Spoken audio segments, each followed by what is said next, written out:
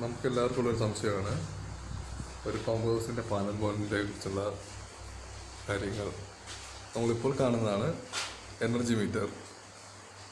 ഉള്ള മോട്ടറിൻ്റെ റീഡിങ് രേഖപ്പെടുത്താൻ ഉപയോഗിക്കുന്നതാണ് എനർജി മീറ്റർ. പിന്നീടുള്ളതാണ് ഇതിൻ്റെ വോൾട്ടേജ് അളക്കാനുള്ള വോൾട്ട് മീറ്റർ. പിന്നീട് ഈ കാണുന്നതാണ് ഇൻഡിക്കേറ്റർ. പിന്നീട് കാണുന്ന അതിൻ്റെ സ്വിച്ച്, ഫ്യൂസ്.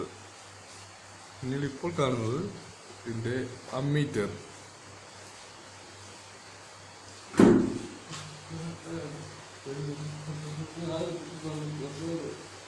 പിന്നെ നമ്മൾ ഇപ്പോൾ കാണുന്ന ഇതിൻ്റെ പേരാണ് പ്രിവിൻ്റർ.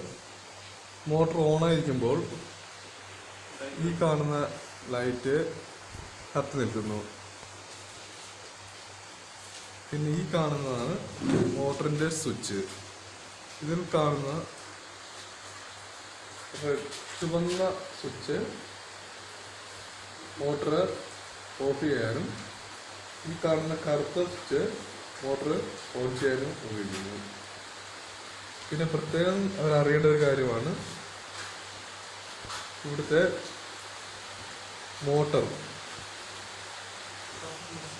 സബ് ഇമേഴ്സിബിൾ മോട്ടറിന് പ്രവർത്തനം സജ്ജമാണെങ്കിൽ 3 ഫേസ് ആവശ്യമാണ്.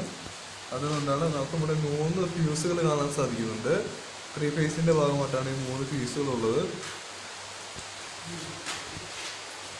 ഇത്രയൊക്കെയാണ് ഒരു പമ്പ് ഹൗസിൻ്റെ പാനൽ ബോർഡിനെ കുറിച്ച് പറയാനുള്ളത്. പിന്നീട് ഈ കാണുന്നതാണ് മോട്ടർ പ്രിവെൻറ്റർ ഓഫ് ചെയ്യാൻ ഓൺ ചെയ്യാൻ ഉപയോഗിക്കുന്ന ലിവർ.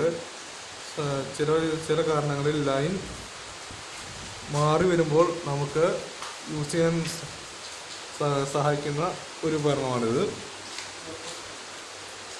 പിന്നീട് ഈ കാണുന്ന ഈ ഭാഗമാണ് കപ്പാസിറ്റർ എന്ന് പറയുന്നത്. ഈ കാണുന്ന മുത്തഭാഗത്തിനെയാണ് ഒരു പമ്പ് ഹൗസിൻ്റെ പാനൽ ബോർഡെന്ന് നമുക്ക് വിശേഷിപ്പിക്കാവുന്നത്.